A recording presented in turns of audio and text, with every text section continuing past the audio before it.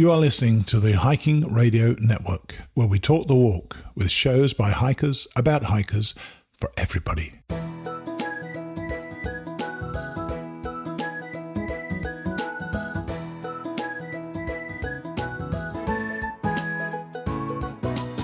Mighty Blue on the Appalachian Trail, the ultimate midlife crisis. Join Steve and his guests every week as he staggers from Georgia to Maine.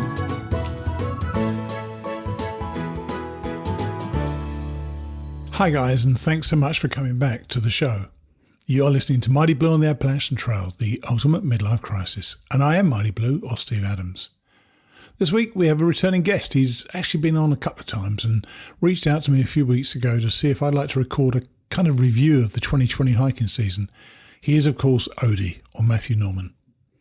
Odie drives a school bus up and down the trail, helping hikers wherever he can.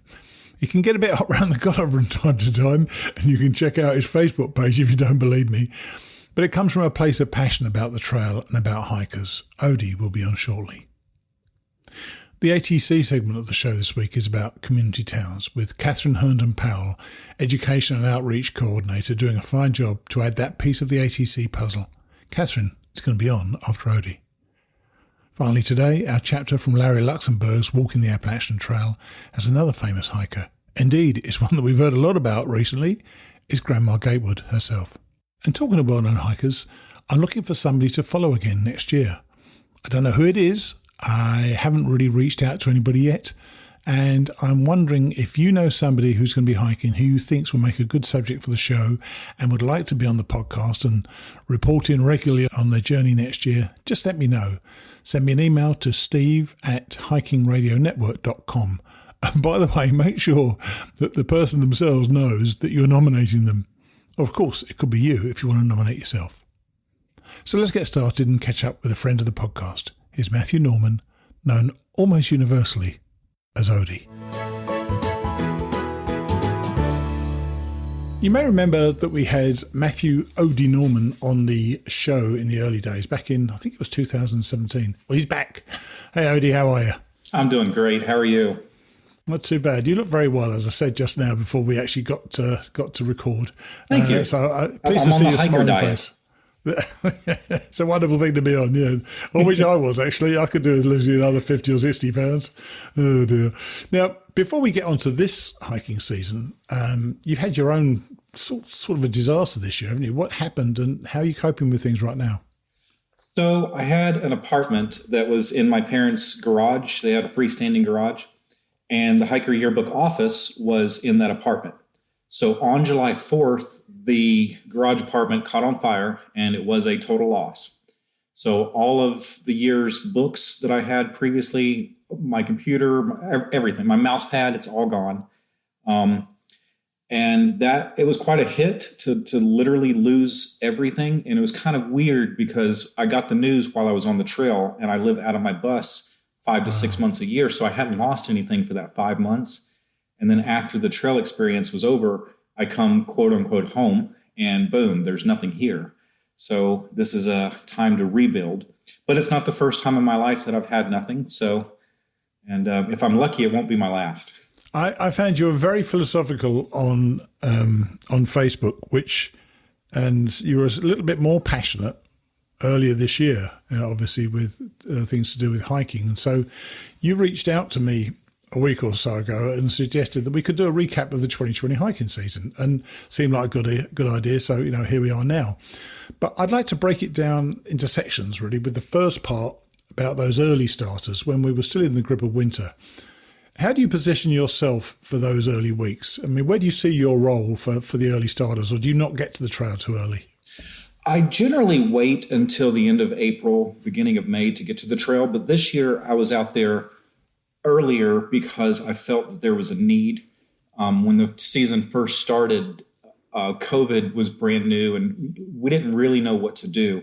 And we were all following the guidance of the Appalachian Trail Conservancy. So they recommended that most hikers get off trail and find the safest way to get home. So then I got on trail to facilitate that to the best of my ability. So I spent the month of March working with, Miss Janet and several other trail angels along the way to facilitate a way for hikers to actually get off the trail and to go home. Some did not, some stayed on, but several did get off. And I feel like that was the right decision, because had we had a normal year of 3,000 hikers migrating north, it would have definitely been an issue. And I praise the ATC for getting the numbers down as low as they did, but we needed to realize that we were never going to get down to zero. Yeah, so, I understand that. And I'm just trying to think back to those times. So you got to the trail when things had started to close down, did you? Right. I went to the trail March I believe it was the 2nd, for the kickoff festival this year. Right. And it was very close to that time that things started happening. So instead of going home for 2 more months, I decided just to stay on trail and do what I could, because at the time there were 1,000 hikers on trail that had started. Well, that's what I was going to ask you about first. So the early hikers, did this look like a normal type start of the year to you? Was it the normal mix of hikers? Not only normal, it looked like it might have been a record-breaking year. In all honesty, we had much higher number of early starters, your February starters and your early March starters. It was very obvious that there was a lot more in the beginning. Was there a rising number of women? Because I've noticed that between my 2014 and 2019 hikes, more women have come to the trail. Did you find that again? Man, this girl power thing is amazing. I've noticed for several years that... it's a wonderful thing. Yeah, I'd say 40% female. And you constantly see the question, is it safe to hike as a solo female? And other females will say yes, that it is. And of course, there's some concerns for everyone's individual safety on the trail. But I think women are really showing the numbers of becoming the athletes that are through hikers. Yes, I totally agree. And so kickoff was, you say, the second of March? So yeah, it was the first weekend in March. I've been thinking back to this quite a bit, actually. And I went to a conference with, 1,000 or 1,500 people there, all shaking hands with each other on March the 9th. So what was the advice at the kickoff? Because the ATC hadn't advised hikers to get off by kickoff, had they? No. By the kickoff, the Amicaloa Falls was signing in hikers. I believe at that point we had around 500 hikers that had checked in at Amicaloa Falls to be heading north as a northbound through hiker. Everything really seemed to be normal. There were just whispers of be careful, don't go to large gatherings, we have a thing. There wasn't a lot of information, but the information fell very quickly that it was an unsafe year to do normal, regular things, and that the entire community would have to adjust quickly. And then once again, my memory may be wrong here, but I think it was the week after I went to the conference I went to, so the middle of March, I think it was the NBA, of all things, shut down. And people thought, oh my God, what's happening? I think it was the NBA. One of the sports suddenly stopped doing sports, and we were kind of looking around what's going on. What was the hiker, from your impression of being out there, what was the impact upon hikers? What were they thinking at that time? I think the Smokies was our first NBA shutdown. When the Smokies themselves shut down, several hikers kind of took a step back and was like, oh. And then followed by the Smokies themselves were several hostels and shuttle drivers. Because the thing about shuttle drivers is generally they're your older demographic. So Sure. It honestly wasn't safe for elderly people to be out doing shuttles for complete strangers the way that they had done for the last 20, 30 years. So it was just a lot of questions in the air. And it was kind of weird because everyone was screaming, social distance, get alone, try not to hang out in large crowds.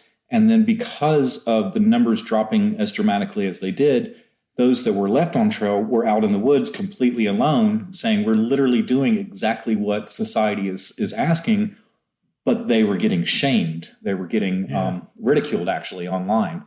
Yeah. And as you know, I put a video out kind of yelling a little bit.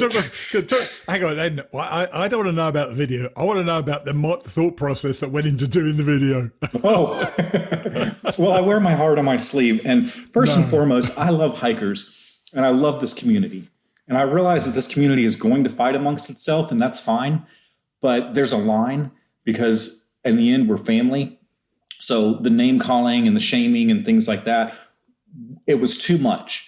And what put me in the mindset to make a video that was kind of berating those that were shaming hikers was the fact that I was on trail trying to get hikers off trail. And there were several people that were involved trying to do what we could to facilitate the safest route for those to go home or to continue their hike in a safe manner. And then to see someone post a picture of, oh, here's me at McAfee Knob, and just get shamed, like, oh, you grandma killer, and how dare you be out there, and you're so selfish. And it's, well, they're not selfish. They're literally doing exactly what you're saying doing, which is, social distancing, being alone. And it was raining. I'm in Franklin. It's freezing cold rain. And out of the woods comes Pappy. Pappy is 82 years old. No, 86. He's 86. The record holder for the oldest person to through hike the trail is 82, and that's Graybeard. Pappy, for the second year in a row, attempted to break the oldest record. He was unsuccessful last year, but he successfully hiked more of the trail than most people ever will. So he attempted it again this year. It's pouring rain, freezing cold, and he comes out of the woods with his hiking partner, Phoenix. And I said, oh, Pappy, it's freezing. Get in my bus. Let's get you to town. He says, no, I'm not going to town. I'm hiking. I said, okay. He's a badass, isn't he? He's a badass. Oh my God, a military veteran, came over here as a running from war from his own country. An incredible guy. He's a triple crowner, has ridden his bike several thousand miles. But I said to him, I said, Pappy, do you know that they're saying to get off the trail right now and they're saying to go home? And he said, no, all I know is that I'm hiking. And I said, okay, but there is a lot going on outside of the trail. And he looked at me, he said, well, but there's nothing going on trail, so I'm hiking. Yeah. I said, okay, well then let's get you into town so that you can get out of this freezing cold rain and get in a hotel tonight. And he said, no, I'm hiking. And I was like, oh gosh. So he sat on the bus and he had his meal, and he literally gets all the way out of the bus, gets his backpack completely on. And I said, Pappy, one more time, please, just let me take you to a hotel tonight. And he said, well, if someone happens along and offers me a ride. And I said, Pappy, I'm offering you a ride. This is a bus. Says, okay, let's go to town. So he gets back on the bus and I get him down to a hotel. He goes in and, this is a very stressful time for me. I'm running around like crazy. I don't know where I need to be. I'm just kind of depending on the trail to use me in any way I can to be as most helpful as possible. And I'm stressed to the brink, and I'm not getting a hotel room. But I get online and I see some hikers getting shamed for posting pictures of them hiking. And I took a step back and I said, I cannot believe that I am watching the hiking community ridicule hikers for hiking. And I understand it's because the point of view they have is of the 3,000 to 4,000 hikers a year heading northbound and like locust going from town to town. This is what they see as a through hike. So they are taking that vision and applying it to the 150 to 200 hikers that decided to stay on. Mm-hmm. I understand that they weren't going to be able to see what I saw, but I had to say something. So I looked into my phone, I hit record, and a very passionate speech came out about... That was unprepared? Oh, yes. Oh, my God. That was impressive, man. Just like talking to you, I'm never prepared. Don't worry about what you're going to preach in that self-same hour. That's amazing. So I gave a 5-minute talk about how, we're a community and your opinions can be strong one way or the other, and they can be communicated in very positive ways, even if your opinion is not well liked. But to get to the point of name calling hikers grandma killers, telling hikers that they're not welcome here and they're not actual through hikers, and mostly the word selfish was thrown around. Yeah. And I had enough of it, because we have a trail because we have hikers. The Appalachian Trail Conservancy worked very hard to get the numbers low because they didn't want 4,000 hikers heading northbound, and they were successful.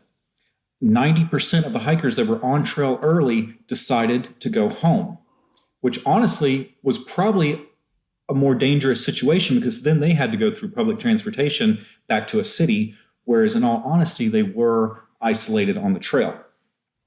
Most people are going to point out the fact that they are going from one town to the next as far as getting resupplies. And that's true. But how many times did you resupply while in town at your own store?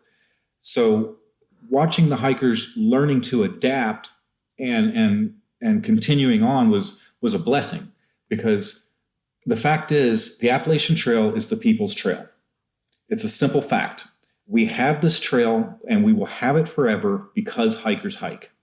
So I made that video, and I would like to think that it really turned the tide online, or at least it empowered some people to start standing up for the ones that decided to stay on trail. But I think you're probably right. But, if we've learned nothing from this year, the one thing we must have learned is Facebook has not been a source of good. And the trail you see on Facebook is not the trail you see when you're out there. No, there are two trails. There's online and on trail. Absolutely. And I think people should somehow step back a little bit and remember that idiots sitting behind a computer and typing away and being insulting to people doesn't help anybody. I've tried to involve the ATC this year on my show and to talk about the wide range of things that they do. And I know you disagree with one or two of the things they've done this year, but you've got every right to, but you're at least respectful of it. There was so much lack of respect this year that for everybody. I think they were in an intolerable position. They made a decision and they stuck with that decision. But let's kind of move on from that. I want to talk about the hiking itself right now. So you got into the advice business effectively because you were helping people and you were giving them advice and so on. How were people reacting? Did you find it viscerally different? Did you find that some were kind of cooperating and some almost got their back up and decided, sod it, I'm going to go carry on hiking? Yes, I saw both. I saw some people that looked at it from a broader perspective and said, well, if I'm to socially distance and spend time alone, then that's exactly what I've been doing on the trail, considering that there's not a lot of hikers out here. Sure. I can't stay in shelters. That's fine. I brought my own shelter. But then there were some that said, no, purely based against authority, you can't tell me not to hike. And because you're telling me not to hike, I disapprove of all of your authority. And that's what kind of put the ATC in a bad light. What I would like for people to understand is that the ATC made decisions to protect the trail and the trail corridor. And what they were kind of forced into doing was making decisions that were relating into hiking. And that's not what the ATC does. The ATC protects the 2,000-mile-long trail and corridor. It has acquired land. It protects the vistas. It protects the crossings. It makes sure that we have that trail for the people because it is the people's trail. But they have, now I've got to you tell have you, the hiking problem. So I'm going to interrupt you a second. I've got to tell you, one of the guys, I forgot the guy's name, I'm terrible like this, recently said, our mission is to look after the trail. It isn't to look after hikers. It is to look after the trail to make it available to hikers. So, I think that they're very consistent with their mission, that it is absolutely to look after the trail itself, isn't it? Right. And what they did was the right thing. For them to continue and not recognizing those that did a through hike this year, I am not on their side with this, because the facts are hikers did through hike the trail. And that all 100% of the trail opened. This was without some of the shelters and some of the privies. And of course, there was overnight camping in Maryland. Most hikers do Maryland in a day. So in all honesty, you could, by all legalities, through hike the Appalachian Trail. And because you could, and some did, I feel that the Appalachian Trail Conservancy has a responsibility to record the history. A lot of people will say, well, I didn't through hike for Appalachian Trail Conservancy recognition. Yeah. Well, good. And you should not. But the Appalachian Trail Conservancy in the 70s took on the responsibility of recording those that through hiked the trail. This is a historical record that is kept year after year. So in 200 years, when they look back and they say, well, there was a pandemic in 2020, did anyone through hike? they should get the correct, accurate answer. Yes, we had thru hikers in 2020 against ATC recommendation, but we had them. I did float the idea to Sandy Morrow that she should give an amnesty, but she was having none of it. But you know what? That's okay. I'm not that worried about that personally.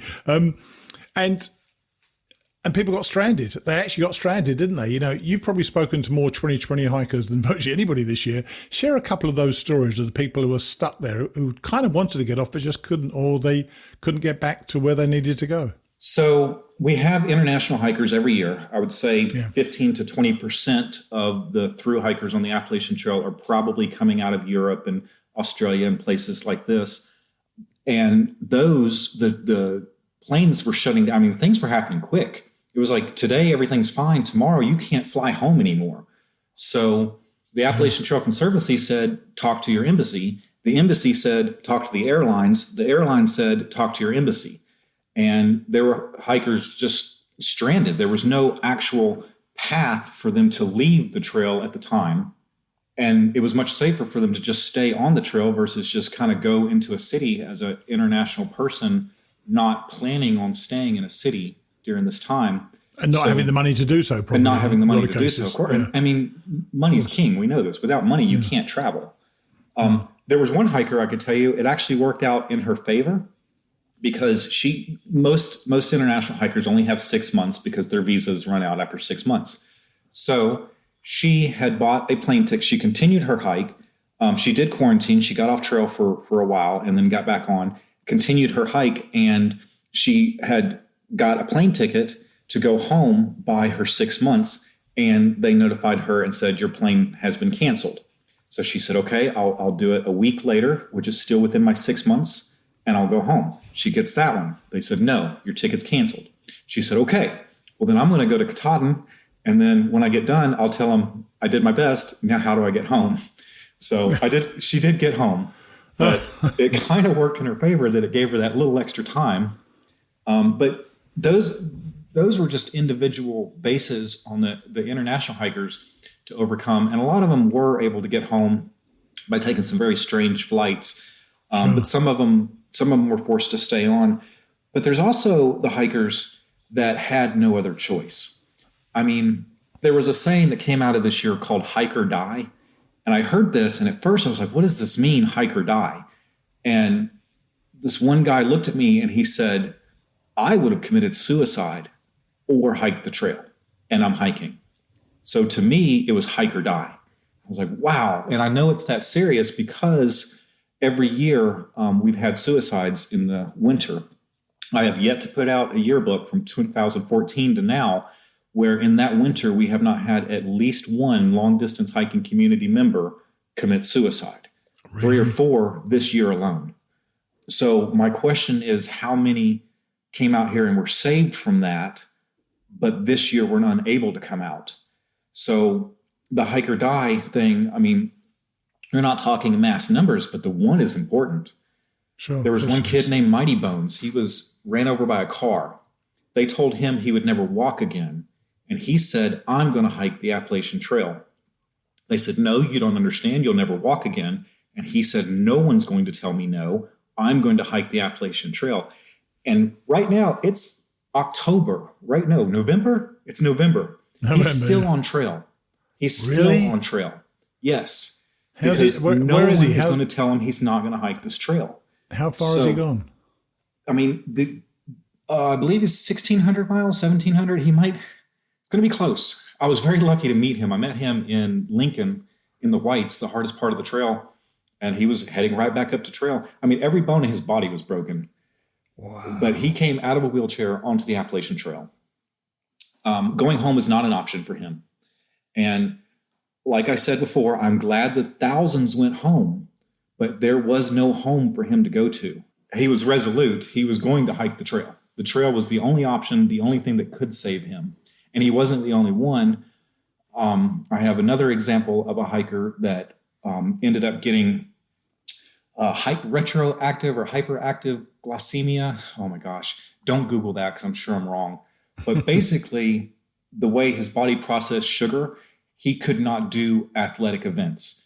There are websites talking about what he has and how they can mow their yard with a lot of dedication. They can actually mow their own yard.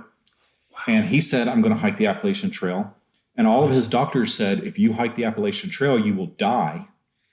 Wow. His mother was the one who originally planned on through hiking the trail, and he was going to hike with his mother. A few months before their hike, she unfortunately passed away very unexpectedly. For 10 years, he has been trying to get out to the Appalachian Trail. He had to figure out how to fight his own disease and everything else. And when he finally had done it, he got on the trail, and everyone looked at him and said, go home. And he said, you're not going to be able to understand this, but I have no home to go to until I've hiked the Appalachian Trail. He said he looked at his father, he slapped the table, and he said, I'm going to through hike the Appalachian Trail. And he is doing nothing again until he has done it. Then he will go home and he will slap that table and he will say, Dad, I through hiked the Appalachian Trail. Cool. So when you're online and you're ridiculing and you're shaming people, you don't know the stories. You don't know how deep it goes. But the Appalachian Trail saved my life, and that's why I'm giving my life back to it. But Odie, I think those of us who've done it understand the impact it has, and this is why I always say to people when they're hiking, tell all your friends all the stories you want to tell them. For the first 3 weeks, they'll want to listen. After that, they're going to want you to shut up because they won't understand what you're talking about. And I think about it every day. I got a bit down when I finished. I don't think I got desperately depressed, but I can see how people do get depression when they are off trail. And a lot of them did carry on this year, and quite a few of them got there. How many finishes have there been so far? Do you know? Do you keep a record yourself? I do know that on the Baxter State Park was still recognizing through hikers all the way till the end. And the largest number that I've seen was in the 350 range, 350 hikers. And I want to say a really odd thing about that. Baxter State Park started counting through hikers a few years ago. Uh-huh. And they put a limit. They said, we're only allowing X number of through hikers to come in, and we're going to categorize and log every hiker, be a northbound, southbound, flip-flopper. We're going to do this. So there was a lot of pushback. People were like, oh, let through hikers in. This is the Appalachian Trail. It's bigger than one park. And it's not. Baxter State Park is standing alone. Absolutely amazing place. But so this year, when they were counting through hikers, the word spread throughout the hiking community, Baxter is recognizing through hikers. So something that they took ridicule for, all of a sudden this year they were being honored for. I would say it's all about perspective. That is. I'd say 400 went north. You have a lot of people there. The numbers are going to be untrackable because obviously no one signed up and they weren't taking photos at Harper's Ferry to say for any numbers of who stayed on and who didn't. But I bet 400 went north. I'm willing to bet 250 true Sobos, putting us in the 650 range. And then, of course, you have tons of long-distance hikers. Sure, absolutely. So usually we see 1,500 to 1,000. There's been a lot out there. And, I've seen people on the Katahdin sign. And in fact, I've interviewed several of them. And I don't think I would have enjoyed their hike for all the reasons I loved hiking and loved being on the Appalachian Trail, worrying about how you're going to be interacting with people in towns and on the trail. Have you got the impression, though, that they don't have any regrets at all to have done it this year? I think that a lot of them, looking back, are going to be very happy that they through hiked this year. The numbers were down, but the thing about the trail is the community is instant. So even though it was smaller, it was just as strong. Even though there were only 400 or so northbound hikers, those hikers were just as much family as the 1,500 the year prior. They had more difficulties as far as shuttling and definitely not staying in town. I saw a huge difference in usually they would only go in to resupply, and that was it. They would resupply, they'd leave town. Whereas it was kind of tradition that you would go in and spend at least a day and hang out in town. Sure. But that kind of went out the door. You had a lot of hikers that were more focused. I said in March that the only way to hike the trail this year is it would take the heart of a through hiker. Like I'm not saying that it was easy in other years, but other years there were amenities that could make it easier. And this year you had to be resolute. You had to say, I'm staying in the woods. I'm staying on trail. I'm making a 5-day resupply go for 6 days because I unexpectedly can't resupply in this town. There were challenges this year that hikers have never faced before, but that's nothing different. Every single year, the trail throws a challenge at its class of hikers. Last year, with Stronghold unfortunately being murdered, that brought the hiking community together in a way that I'd never seen before. The bonds were tight and strong, and a lot of people kept Stronghold in their heart throughout the entire thru hike. And in 2019, the hiking community, with one collective voice, said, we are AT strong. And then in 2020, we had to prove it. Because against all odds, against challenges that are just unbelievable, for someone to stand on the Appalachian Trail and say, I'm going to walk from this end to that end, is a big enough statement in a regular year.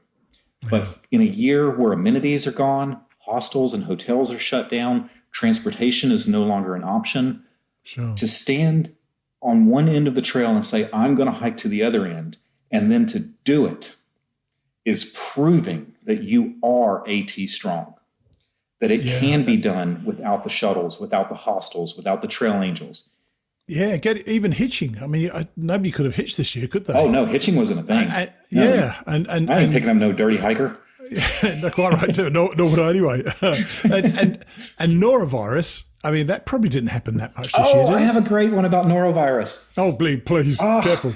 I won't say her name. I wish I could say her name. She was the only person that I had met this year with norovirus. Now, the thing about norovirus is it's a highly infectious disease that usually spreads to the hiking community year after year, and it's spread in a lot of the same ways that noro was spread.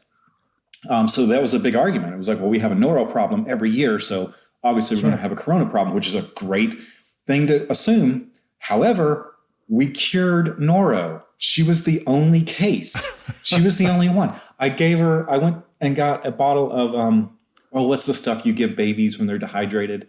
Is it Cowpole? Or I'm thinking British things, and they're probably not the same as they are over here. So. I gave her a bottle of that, and it's like, oh my God, you have noro, so it starts. And then I never heard of anyone having it again, and I saw her later; she had recovered. But so we cured noro. So all we have to do is keep our numbers down to around 300 through hikers a year. We'll be fine. There's the thing. Now, but have you heard of any COVID cases on the trail? I have not actually heard of a single COVID case in any hostel or any long distance hiker. Now, that's not to say that there weren't any, because this is a highly infectious disease and we have a thing called asymptomatic. So to say that there were none, that would be an ignorant statement. However, I can confidently say that there was no great effect at all from the few through hikers that were on trail this year, to the point that I cannot point out a single case. Do you have any insights or thoughts about what the next few years on the AT is going to be like? You must have heard already from people who perhaps postponed their hike this year and want to go in 2021. It's going to be horrendous out there, isn't it, if there's just too many? So a lot of people are afraid of a mass number. And this isn't a new fear. Every year, I was on a work crew putting in camp space at Hawk Mountain just a few years back, because we were so worried with Georgia being literally stomped down every year from hitting trail capacity. But that's the thing about the trail, is it's self-correcting. The shelters will only hold so many hikers, the camp spaces will only hold so many, and the privy will be full when it's full. The shelter's the capacity is about 3 times what they say the capacity is, isn't it? Right. It's amazing how many people you can actually get into a shelter. Yeah, you can fit a lot of hikers when they're wet. You can fit eight dry hikers and 32 wet ones. That's right, yeah. But that's what happens, is the trail self-corrects. So a lot of people do come, and Georgia's hit very hard. But by the end of Georgia, the natural filters that are set in place on trail has gotten the trail numbers down to a sustainable amount. So even if 10,000 people show up on Springer Mountain, we're going to have a huge problem on Springer Mountain, of course, but those problems will fade. Georgia, North Carolina, that by that area, the trail will have self-corrected. The trail is very resilient and will only allow what it allows. Sure. Well, look, and my last question is really about you. Is there going to be a 2020 Hikers Yearbook or not? I looked the hikers in the eyes in March and April, and I was scared. I didn't think we were going to have through hikers this year. I thought that the torch was going to go out on 2020. Yeah. And I looked them in the eye and I said to them, if you will go all the way, I will go with you. And I knew that making that promise would put myself into a position where I would have to travel in a time where travel was not really recommended, and that I would have to find ways to quarantine out in the woods and different, I knew that I was making a promise that was going to be very hard to keep.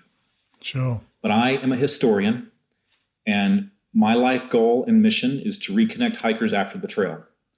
I am proud to say that in 2020, there were through and long distance hikers, and there will be a Hiker Yearbook.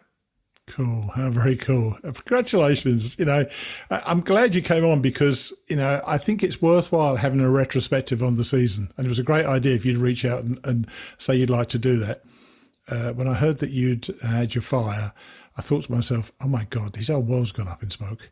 And yet, there you are again. You're smiling. You're in a room. You look like you're decorating something in there. So that's not the garage, is it? This is the garage, and it's currently being rebuilt. So you see the construction in the back. My dad is putting in tile back in the bathroom. This was the grandma suite in the garage. Yes. So he's currently rebuilding it, and so I had a place to come home to. I'm cool. Living in a construction zone, and I just took a job in New York. I'm going to sell Christmas trees for 30 days, and they provide housing up there. So because of the fire, I don't have so many anchors to where I can't just pack up and go. And I'm looking at it that way. I'm going to be just fine. I'm not homeless. I'm locationally independent. So independent and outpouring of support. Like, this community is amazing. I turn down so much love offerings where people are like, oh, just, let me buy you a computer. Let me just do a GoFundMe or whatever. And it's like, I appreciate the fact that the community comes together and wants to do things like that. But in all honesty, I'm able to, if a need comes, it's almost immediately provided because the community is so wide that I'm able to go, hey, I have a need for some office supplies. So I put out a thing on Facebook and said, hey, this is specifically the office supplies I need. Within an hour, it was provided. And then the Hiker Yearbook office was generally rebuilt because I've always seen this as a community project. And I'm just lucky to be in front. The trail provides, Odie, you know that. And you know that probably more than anybody. You're a blessing to the trail. And I really appreciate you coming on. I wish you only good things, not only selling Christmas trees, but when you get your Hiker Yearbook out next year. It's going to be beautiful. Hindsight's 2020. Indeed it is. Take it easy. All right. Bye. Happy Christmas, by the way. Cheers. Bye. I think Odie's such a champion and really honest broker when it comes to the trail. He loves the ATC, but when they do something he disagrees with, he lets them know. His heart is so much in the right place, and his opinions, and in fact his historical perspective of the trail, I think is very important.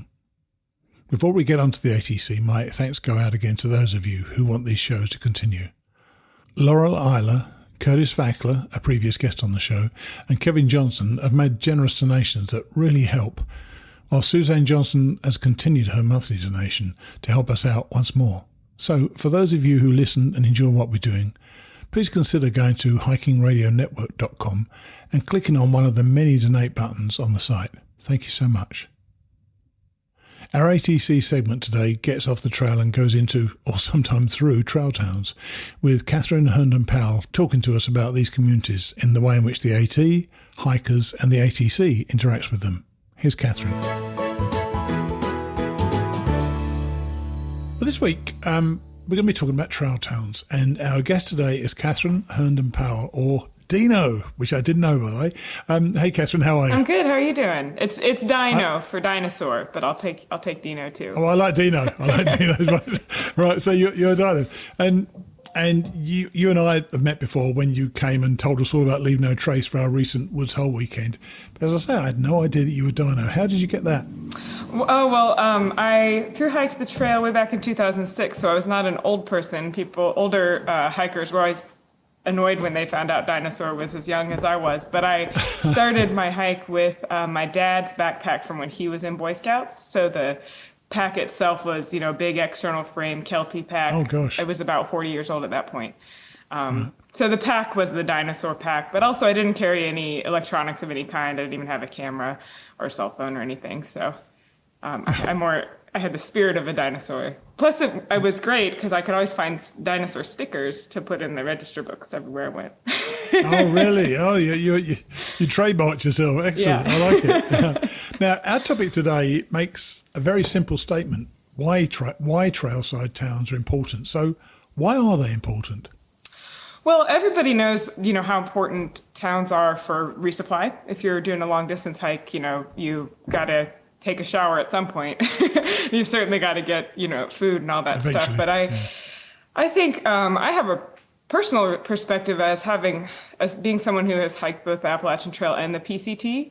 The PCT was an amazing trail, but I so missed the towns because you don't go through the heart of all these wonderful, small towns the way you do on the AT. Out west there, you're sometimes just popping into a ski resort or something to resupply. And I think the experience of visiting the small towns is such an integral part of the AT experience, and the experience you get to have when you walk in, you've got all day to hang out at the general store and just, talk to people. It's totally different than if you were to pull up in a car and you're just trying to fill up your gas and stay in a hotel or something like that. So I think it's such a wonderful way to experience Appalachian culture is to, travel through on the AT, and it just really enriches your hike in ways. I mean, obviously there's the wonderful services you receive because you show up dirty and smelly and cold and wet. And then you're greeted with smiles and you get hot food hot water, to eat. Hot water and towels, All that stuff obviously is vital to just keeping going. But also I think there's just so many wonderful people and businesses along the way that really enrich the experience. It's interesting. It's changed, though. I mean, I went in 2014 and again in 2019, and you went in 2006. So I wonder how these towns have changed over the years, because I've noticed, certainly when I went in 2019, that there's some almost boutique hostels these days, better and better hostels. So looking back to 2006, what were the towns like then? It's funny you say that because I hiked with my best friend, and we were always talking about how we were going to come back and hike again when she married a millionaire. That was the plan.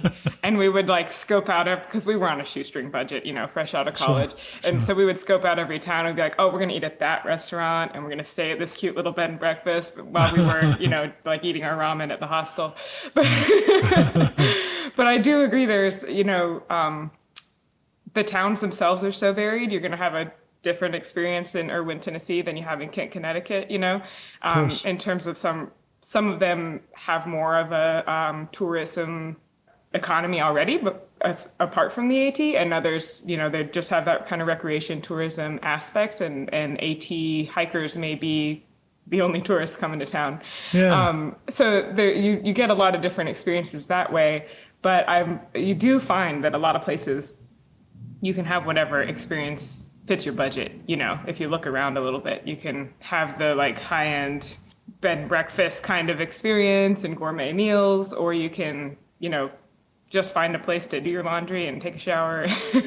Yeah, you can find these things, but I must say there are one or two places I felt that we were more tolerated than anything else, and barely that.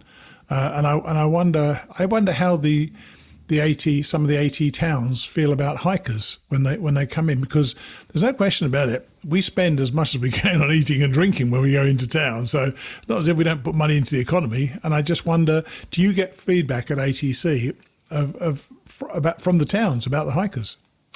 We do. And, I think that's been a really great outcome of our Appalachian Trail Community Program. We have formalized partnerships with almost 50 communities up and down the trail. Right. And what that partnership looks like is totally different for each town. But a lot of towns start out wanting to become AT communities because they're just really focused on the long distance hikers.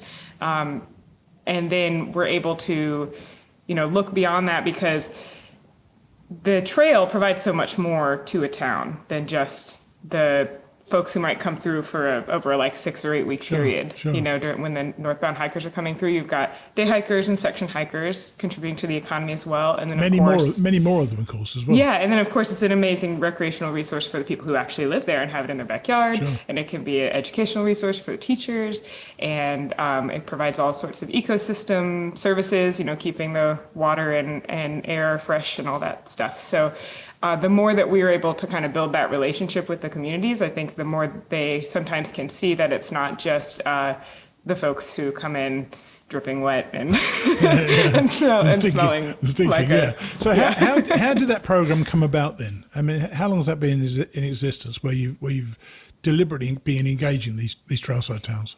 I believe I should have looked this up to be sure, but I think the first pilot program was in 2011.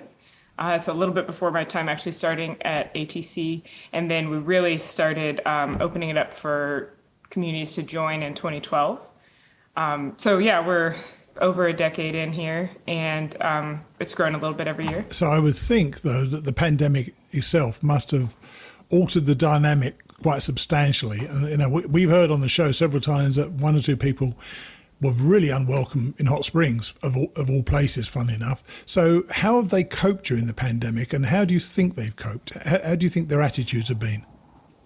Well, we've been trying to keep open lines of communication, especially back in April and May. We were reaching out to communities and service providers pretty frequently to check in and see how they were doing. We took a survey and put together a report. But I think we won't probably, like with any economic impact from this pandemic, we're probably not going to really know the scale of it until maybe next year. Sure. When we see, how many businesses and service providers are still available. And, of course, next year won't be a normal hiking season either. So maybe looking ahead to 2022 when we'll really be able to see the impact. We have, seen a lot of businesses doing some really innovative and creative things to step outside of their usual operating practices and find ways to generate revenue and stay afloat. So we've tried, as we're able, to share some of those ideas and practices among the network of communities. So what are they been doing, and what are they thinking of for next year? Because I know there's obviously there seems to be more trail towns in the south anyway. And as you say, getting to know the local culture. I was actually told that I was saying Appalachian wrong. That's why this is Mighty Blue on the Appalachian Trail, although I'm clearly not a southern boy. Well, I do say, when people say to me, "Where are you from?" I say Alabama. I never get away with it. Yeah. So what are they actually doing to try to make changes for how they're perceived by the hikers and how they welcome hikers into their towns? Oh, you're saying in general, or like related to the pandemic? Well, I mean for next year, because if next year, I suspect next year will be there'll be bigger numbers on the trail, certainly through hikers, and the bubbles will be quite considerably bigger. Do you think the AT towns are losing businesses and they're going to make it somewhat more problematic when they get into town and find there's not so much there? Yeah, I think it remains to be seen. I have heard of some hostels and shuttle drivers who are really thinking through how to operate as safely as possible. Hostels are tricky because they're usually bunk rooms with a whole bunch of bunk beds in one room, and that's obviously not safe for COVID, to everybody be breathing the same air all night. So they've had to kind of reconfigure their footprint and their layout and everything, and they may not be able to serve as many hikers as they normally would, although maybe they can find ways to, have tinting, but still let people take showers and do laundry and things like that. So I think it's, it's an evolving landscape. This is an innovative country, so they'll come up with answers. They'll work out the answers to still have hikers there because, I've interviewed several hikers this year who've been hiking in 2020, obviously against the ATC recommendations, but they've found a way in most cases to make it work. And I'm sure they'll do the same next year, especially when more and more things are open. So how can hikers help these trailside towns as opposed to, quite apart from, of course, from spending money there, which of course is what really they want there. So is there anything hikers can do to enhance that relationship between the ATC community and the trailside town? Yeah, I think, there are some really totally free ways to support businesses and service providers that you love, and things we can do right now, while they're, even when we're not hiking, like just giving them great reviews online, sending them a thank you note, promoting them on social media, share a picture of when you were there and let the world know what a great experience you had and what a warm welcome you had. Those are great things to do just anytime that you have a great experience, because small businesses, and especially on the AT, like word of mouth goes really far, It does, yes, yeah. So don't just like let everybody know if you had a bad experience somewhere, but really, promote all the places that are making that great experience possible. Do the communities, from your experience, do they like their involvement with the AT? Because, the community was there first. The trail happened to just come through that community, I guess, in most cases, virtually every case. Are there any places that think, well, I just don't want to do this anymore, do you think? And are there even suggestions that they reroute the AT away from the various communities? The thing about the AT community program is that we're only working with the communities that wanted to join the program, right? So they were already seeing the trail as an asset to their community, and we, try and continue to build that relationship and make sure that the trail is an asset to their community, as well as, finding mutually beneficial ways to promote the trail and work on projects like trailhead signage or, things like that. So I don't hear a lot of the negative. If there is a negative, side, I'm lucky enough in my role that I don't hear a lot of that. I get to talk to a lot of folks all the time. It's, one of the best things about my job is just getting to meet people all the time that are so enthusiastic about the trail. And as a hiker myself, I love meeting people who may have never even hiked more than a mile of it, but they think it's such a source of pride for the community. It's like gives the town its own, unique personality. And so even for the folks who may not be hikers themselves, they like look forward to seeing the hikers come through every year, and they tell other folks that the trail's there, even if they're not exactly sure where it is. So it's. But I very much agree with you. Part of the AT experience, and I hadn't even thought about that, and I realise, of course, that the PCT generally doesn't go through towns, but which is why, to a degree, the 2020 hikers, I think, have missed out on a lot of it. Going into those towns and being part of those towns for that period of time when, as I say, somebody told me I was saying Appalachian wrong because I went into a town and sat down talking loudly like 80 hikers tend to, and someone heard me say Appalachian, so that's when he schooled me on Appalachian, and I think that thing of going into a town again is going to be so wonderful for people next year when hopefully things start getting better. Yeah, and I will say, one other thing that just occurred to me, because you had asked what hikers can do to help. Right now, for anybody who is hiking next year, it's just really, wear your mask, practice social distancing, wash your hands, all that basic stuff that we know to do from the CDC. I don't know what hikers will find when they go into town. They may go to businesses and no one there is wearing a mask.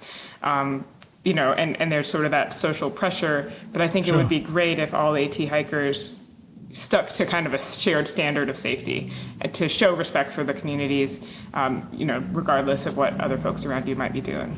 Yeah, well said. I agree with that as well. Well, look, thank you very much indeed. I think this is a conversation I'd like to have again next year for the very reason that I wonder how it's going to go next year. And I'm sure you do as well. And I just hopefully people are sensible and try to work with the local communities to make them as safe as possible, and of course hikers themselves as safe as possible. Yeah, I know it's gonna break my heart to hear if I hear about any of the businesses I really love closing, and I'm just hoping that classic, Appalachian ingenuity and the community spirit will save the day. Cool. Well, thanks for coming on, Kathryn. I appreciate it. Yeah, you have a great day. Cheers then. Bye. Bye. Thanks for that, Kathryn. Very informative. And with everything that's happening with COVID this year, I think that some of the people hiking the trail haven't had the full opportunity to enjoy this part of an Appalachian Trail hike, whether it's a day hike, section hike, or even a through hike. It really is one of the joys of spending your time off a trail, and as you'd imagine, by and large, the welcome you get is so warm that you're going to want to go back there sometime. I'm not sure if I mentioned it last week, but if I didn't, I can tell you now that the ATC have prepared another bunch of interviews into March next year. I'm also hoping that they'll take the opportunity to update hikers as the season kicks in, so watch this space. And I'm going to be keeping the AT map competition open for another week or two as people catch up with the show. Remember, the question was, in how many states on the AT can you find the red eft? And name them. If you answer that, it's pretty straightforward if you Google it, then you'll be put into a draw for Larry Knight's magnificent AT map. Now, one last thing. I've been thinking about adding another piece to the show, and I think hikers always want tips and best tips. And I've mentioned to you in the past that on the hikingradionetwork.com website, there's a little microphone which you can click on and send a voice message to me. It only allows 2 minutes, and so I apologise for those of you who were speaking longer than 2 minutes when you cut out. But if you've got a hiking tip and you'd like to share it with everybody, just click on that, record what your hiking tip is, say what your name is, and it will automatically be sent to me. And I'll play it on the show. And I think if we can get this almost, I don't know, what's the word for it? Encyclopedia of hiking tips, it's going to be helpful to everybody. So try that out. Go to hikingradionetwork.com, click on the microphone and leave me a message up to 2 minutes. Cheers. Finally today, we meet up with an old friend again. This week, Larry tells an abbreviated version of the Grandma Gatewood story. You cannot get too much of a good thing. I'll see you next week. Profile: Emma Grandma Gatewood. The reward of nature. If you'll go with me to the mountains and sleep on the leaf-carpeted floors and enjoy the bigness of nature and the beauty of all out of doors, you will find your troubles all fading and feel the Creator was not man that made lovely mountains and forests which only a supreme power can. When we trust in the power above and with the realm of nature hold fast, we will have a jewel of great price to brighten our lives till the last. For the love of nature is healing if we will only give it a try, and our reward will be forthcoming if we go deeper than what meets the eye. Emma Gatewood. In May 1993, I stopped at Harper's Ferry, West Virginia, on my way home from trail days in Damascus, Virginia. None of the people I hoped to see were there, and I idled away an hour in Benton Mackay's library. Then Emma Grandma Gatewood's youngest daughter, Lucy Seeds, arrived, delivering some of her mother's hiking equipment and other memorabilia for the ATC archives. A half-dozen of us, thrilled to be so close to an AT legend, especially to those well-worn high-top keds, carried the things in and plied Lucy with questions. Several months later, I talked with another of Grandma Gatewood's daughters, Esther Allen. By all accounts, Emma Grandma Gatewood was a spunky lady with a hiking style all her own. Her first hike on the AT, an abysmal failure, earned her a stern rebuke from rangers in Maine. She regrouped the following year, 1955, and at age 67 she walked into the AT record books and national prominence. By 1969 she had hiked 10,000 miles, more than any other woman. She was the best-known walker of her generation. At a time when long-distance backpackers were rare and few people lived a vigorous retirement, the sight of an old woman hiking alone in high-top sneakers with a duffel bag slung over her shoulder created a national stir. The fledgling Sports Illustrated, as well as many newspapers, chronicled her trips. She was a guest on several network television shows where her accomplishments were recounted again and again. She was the first woman to hike the AT alone and in one continuous trip, the first person to hike the trail more than once, 3 times in all, and only the 8th person to finish a through hike. Perhaps her greatest legacy, though, is that she proved you don't have to be a young male athlete to enjoy the trail. Grandma kept right on hiking. She hiked parts of the AT for 7 out of 10 years. She completed 2 through hikes and in 1960 abandoned another in the south because she grew tired of contending with massive tangles of brush left in the wake of big snowstorms. In 1964, at age 77, she walked 500 miles in New England, finishing a third AT trek that was pieced together. Ready for more, she said at the time, "I'd hike it again if I had someone to go along." Grandma is a beloved figure along the trail, and people still point out with pride that she stayed in their homes. Grandma Gatewood was known as a workaholic, even among the hard-working farming people in southern Ohio, where she spent most of her life. Born October 25, 1887, in a log cabin in a hollow along Raccoon Creek in Gallia County, Emma Rowena Caldwell was the 8th of 15 children. Her father lost a leg fighting in the Civil War. She married at 19 and had 11 children. By the time she first hiked the AT, she was a great-grandmother with 23 grandchildren and 2 great-grandchildren. Her first great-great-grandchild was born in 1973, several weeks before her death at age 85. Besides raising her children and doing all the cooking and domestic chores, she worked with the men in the fields. Grandma Gatewood's formal education in a one-room school ended at 8th grade, but she had the practical knowledge and self-sufficient attitude useful in farm life. Her store of medical lore made her prized among her neighbours. She had, as well, a better-than-common knowledge of plants, and often arose at 4 or 4:30 a.m. to tend her treasured flower beds by kerosene lantern light, before getting tied down with the day's chores. She was an accomplished quilt and rug maker, poet and prolific correspondent.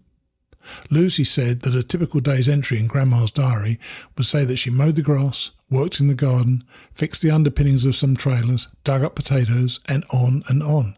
At the end, she'd write, "I'm tired." Grandma had always been a walker, partly because other transportation was not always available. And so when she saw a 1949 National Geographic article on the AT, an Earl Schaefer through hike, I immediately knew this was something I had to do. She went to work as a practical nurse so she could get Social Security, then began hiking. By 1954, with her children grown, she was ready to try hiking the AT. Without telling anyone, she headed for Maine, climbed Katahdin on the first day, then headed south. "I got lost right off the bat," she said. Seeking water, she had taken a side trail down to a small lake. The water looked so nice she decided to take a bath. When she came out, she stepped on and broke her glasses. She repaired the glasses with some tape, but by then she'd forgotten which way she'd come. Although she didn't know it, rangers had been following her progress, and when she didn't appear down the trail, they started looking for her. She began following a trail that eventually petered out in thick brush and vines. Remembering an old rowboat back on the trail, she headed that way, figuring she could take refuge under it if it rained. She set signal fires to alert search planes, but finally decided she was going to have to walk out. She was out of food, and the black flies were torturing her. She decided, if I'm going to perish in the woods, I don't want it to be here. She started trying to find her way back. After 3 days and 2 nights, she came upon 4 rangers looking for her. She told them, "I wasn't lost, just misplaced." They told her, "Go home, Grandma." I told them if I couldn't walk from Maine to Georgia, I'd try Georgia to Maine. She wasn't eager to encounter the black flies again, but she figured by the time she got to Maine, it would be cold and the towels would freeze off. Later, when she saw herself in the mirror, she knew why the rangers wanted to send her home. She had dishevelled hair, swollen feet, taped glasses, and a black eye from an insect bite. She later said, "I looked worse than anything drug out of the gutter." In May, she went to Mount Oglethorpe, Georgia, alone and without a map, but more determined than ever to hike the AT. Grandma's family knew she was going for a hike in the woods, but they did not learn of her true intentions until she completed 700 miles. She later told them she hadn't wanted anyone to try to talk her out of going. After talking to some reporters, she realised she'd better alert her family before they read about her in the papers. "I was beginning to wonder what she was up to," her daughter Esther said, "but I never worried about her. We knew Mama could do whatever she put her mind to." She carried only the bare essentials in a handmade duffel bag, slung loosely over her shoulder. Before her first long trip, she had read a list of what experts said to bring and decided if she were to carry all that gear, she wouldn't even want to start. She had sewn a yard of denim from old jeans into a duffel sack with a drawstring closure. The bag was big enough so she didn't have to cram things into it, and she could carry it comfortably. Generally, her load ranged from 14 to 17 pounds and never more than 25.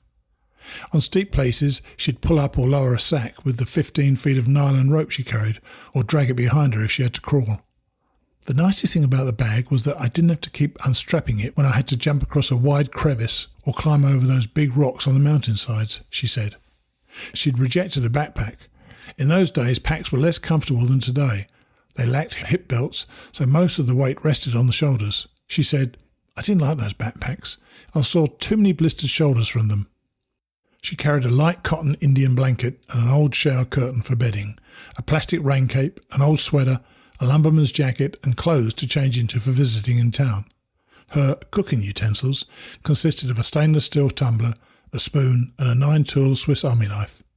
With rare exceptions, she carried food she could eat cold, such as raisins, nuts, cheese, bouillon cubes, crackers, sausage, powdered milk, canned meats and candy mints for quick energy and to settle her stomach.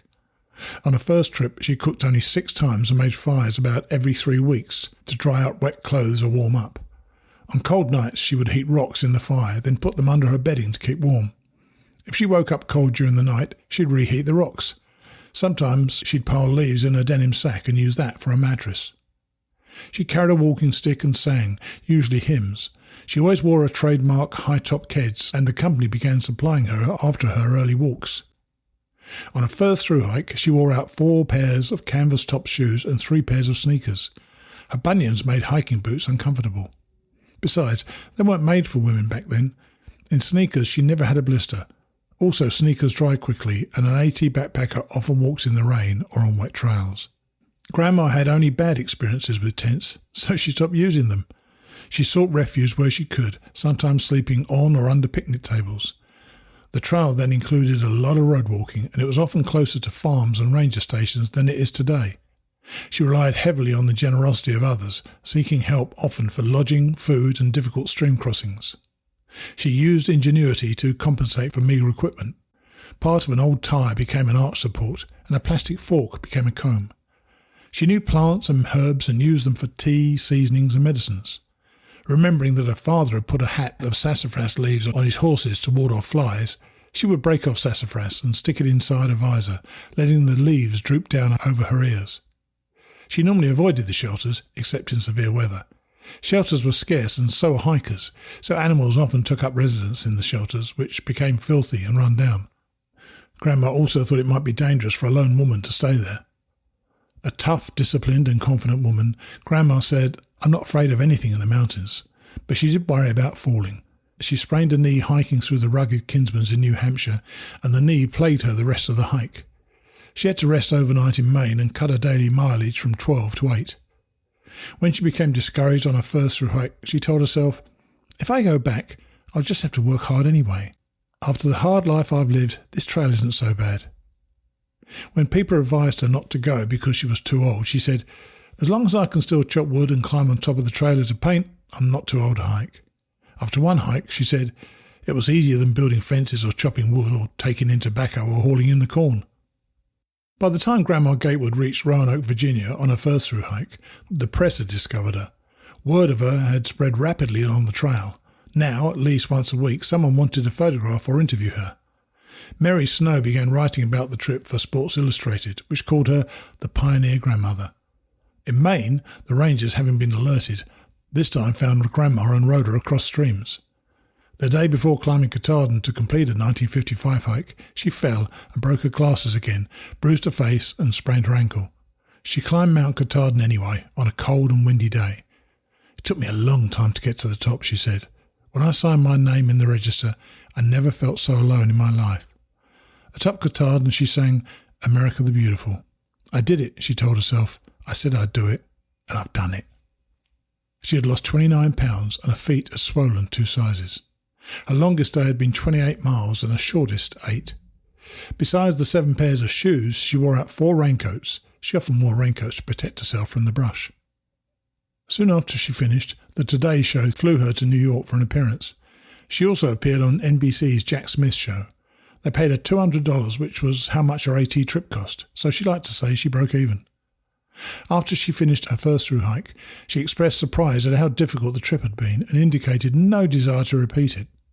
Her biggest complaint was that in many places the footway was heavily overgrown. The brush was so dense and the trail so narrow in places that she had to fight her way through. Sports Illustrated quoted her, "There were terrible blowdowns, burnt over areas that were never remarked, gravel and sand washouts, weeds and brush to your neck, and most of the shelters were blown down, burned down, or so filthy I chose to sleep out of doors. This is no trail, this is a nightmare. For some fool reason, they always lead you right over the biggest rock to the top of the biggest mountain they can find. I would never have started this trip if I'd known how tough it was, but I couldn't and I wouldn't quit. Grandma remarked she'd done the hike for a lark. The books said it was so lovely that I couldn't resist hiking it. Later she said that before her first hiking trip, I felt ridiculous, but I wanted the satisfaction of doing something I wanted to do by myself, just as I pleased. I couldn't swim, couldn't drive a car, didn't have the money to travel by bus. Many times she pointed out that she had always liked to walk and when she had the chance to seek out broader horizons. I didn't get started sooner because when you're raising a family of 11, you don't just run off when you want to. As to why she chose the AT, she said, I just decided that I had enough aimless walking. I needed a goal. There was something no woman had done and it would give me something to shoot for. Asked why she liked to hike, she said, I want to see what's on the other side of the hill, then what's beyond that. The forest is a quiet place and nature is beautiful. I don't want to sit and rock, I want to do something. I find a restfulness, something that satisfies my type of nature. The woods make me feel more contented. An opinionated woman with firm views on religion and politics, the attention late in life did not change Grandma according to her children. I'm just an ordinary farm woman, she said. She continued hiking and working hard until just before her death. In the summer of 1959, at age 71, she walked the 2,000-mile Oregon Trail from Independence, Missouri to Portland, Oregon, carrying an umbrella to ward off the hot prairie sun. She completed the trip in 3 months, averaging 22 miles a day, losing 30 pounds en route and wearing out 5 pairs of shoes. Grandma called this trip the most grueling of her life and the most satisfying. Large crowds dogged her footsteps as she arrived in Oregon. Exhausted from the long trip and tiring of cameras in her face, she asked the press to stop for a while. When more photographers rushed in front of her, she knocked down a camera and bopped a photographer over the head with a tattered blue umbrella. Instantly she regretted it, hugged him and broke into tears. It took several minutes to calm her with a hamburger and glass of water. Despite this incident, she had a warm welcome in Portland, with thousands of people greeting her. The mayor proclaimed opening day of the Oregon Centennial Grandma Gatewood Day. Oregon Governor Mark Hatfield declared an Ohio Day in her honour, and she received the key to the city. She also received another umbrella to replace the broken one, which went on permanent display at the Portland Historical Museum. The Centennial Committee put her up at a famous hotel, plied her with gifts and flew her to California. There, she visited her sister and appeared on the Art Linkletter show and on Groucho Marx's You Bet Your Life. She finally returned home on a Greyhound bus by way of Canada. At 81, she walked from Harrisburg, Kentucky to Springfield, Illinois. Besides the AT, she hiked the Baker Trail in western Pennsylvania several times, the C&O Canal Towpath, and the Horseshoe Trail. She walked up to the Adirondacks in Canada. She considered the Long Trail in Vermont the rockiest and most dangerous of her hikes. Grandma was a founder of the Buckeye Trail Association and donated blue paint for its first blazes. One of her favourite trails in Ohio was from Old Man's Cave to Ash Cave in Hocking Hills Park. In 1979 it was dedicated as a national recreation trail and named after her. Every winter a special hike on this trail is dedicated to her memory. She enjoyed travelling around the country by bus and in 1973 completed a 48-state bus tour at age 85. A few weeks later, after putting in a garden at a home in Ohio, she told her son who lived nearby that she felt ill. He took her to the hospital where she died the next day, shortly after humming the Battle Hymn of the Republic.